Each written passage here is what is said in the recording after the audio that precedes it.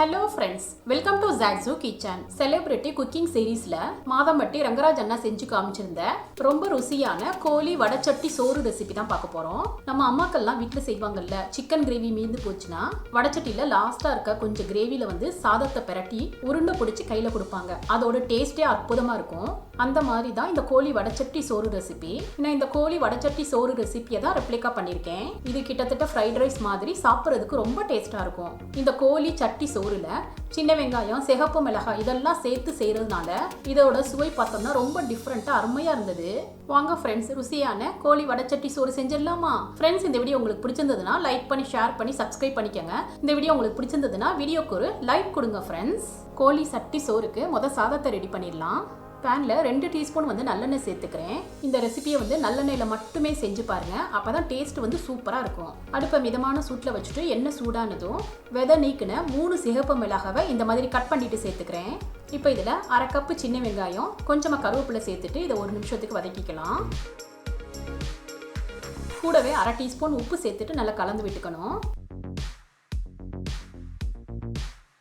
இப்போ இதில் வேக வச்ச 2 கப்பு சாதத்தை இதில் சேர்த்துக்கிறேன். நம்ம வேக வைக்கிற சாதம் ரொம்ப குழைவாக இருக்கக்கூடாது, கொஞ்சம் உதிரி உதிரியாக தான் இருக்கணும். சின்ன வெங்காயத்தை இந்த சாதத்தோட நல்லா கலந்து விட்டுக்கணும்.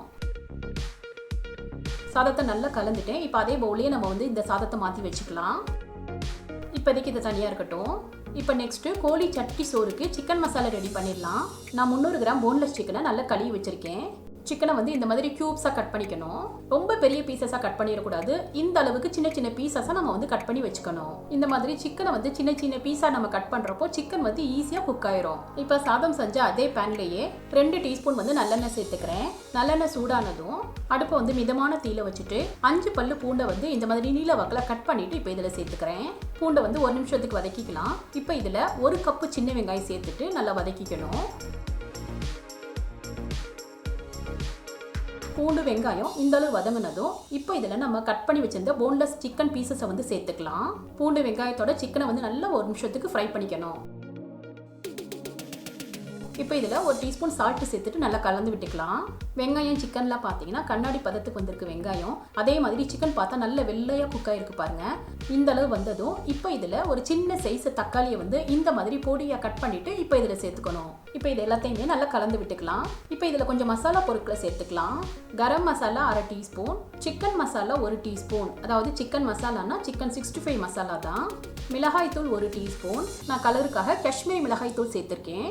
மல்லித்தூள் 1 டீஸ்பூன், வறுத்தரைச்ச சீரகப்பொடி 1/2 டீஸ்பூன் சேர்த்துட்டு இப்போ இது எல்லாத்தையுமே நல்லா கலந்து விட்டுக்கலாம். சிக்கன் மசாலாவோட சேர்ந்து பார்க்குறதுக்கே டெம்டிங்காக இருக்குது பாருங்கள். இப்போ இன்னும் சிக்கன் நல்லா குக் ஆகணும். இப்போ இதில் 1 டேபிள் ஸ்பூன் தயிர் சேர்த்துக்கிறேன். தயிரோட சிக்கனை நல்லா கலந்து விட்டுக்கணும். ஃப்ரெண்ட்ஸ், இந்த ரெசிபியில் மாதம்பட்டி ரங்கராஜ் அண்ணா தயிர் சேர்க்காம தான் செஞ்சுருந்தாங்க. நான் எக்ஸ்ட்ராவாக தயிர் சேர்த்து செஞ்சுருக்கேன். தயிர் சேர்த்து செய்கிறப்போ சிக்கன் சாஃப்டாக பஞ்சு போல் வேகும். நீங்கள் தயிர் சேர்க்கலைன்னா எக்ஸ்ட்ராவாக கொஞ்சம் தண்ணி மட்டும் சேர்த்து கலந்துக்கோங்க. இப்போ கொஞ்சம் நேரத்திலேயே சிக்கன் நல்லா வெந்துருச்சு. எண்ணெயெல்லாம் நல்லா மேலே பிரிஞ்சு வந்திருக்கு பாருங்கள். பார்க்குறதுக்கு ரொம்ப டெம்டிங்காக இருக்குது. இப்போ இதில் நம்ம ஏற்கனவே ரெடி பண்ணி வச்சிருந்த சிகப்பு மிளகாய் சின்ன வெங்காய சாதத்தை சேர்த்துக்கலாம். சிக்கன் மசாலாவோட சாதத்தை நல்லா கலந்து விட்டுக்கணும். மசாலா ஜாஸ்தியாக இருக்கிறதுனால இன்னும் கொஞ்சம் வெள்ளை சாதத்தை மட்டும் சேர்த்து நல்லா கலந்து விட்டுக்கிறேன். உங்கள் டேஸ்ட்டுக்கு தகுந்தாப்புல சாதத்தை கூட குறை சேர்த்துக்கலாம்.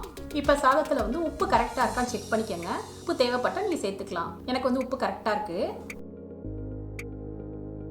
இப்போ லாஸ்ட்டாக கொஞ்சமாக பொடியை நறுக்குன கொத்தமல்லி அண்டு கருவேப்பிலை சேர்த்துட்டு அடுப்பு ஆஃப் பண்ணிக்கலாம். அவ்வளோதான் ஃப்ரெண்ட்ஸ், நம்மளோட கோழி வடச்சட்டி சோறு சூப்பராக ரெடி ஆயிடுச்சு.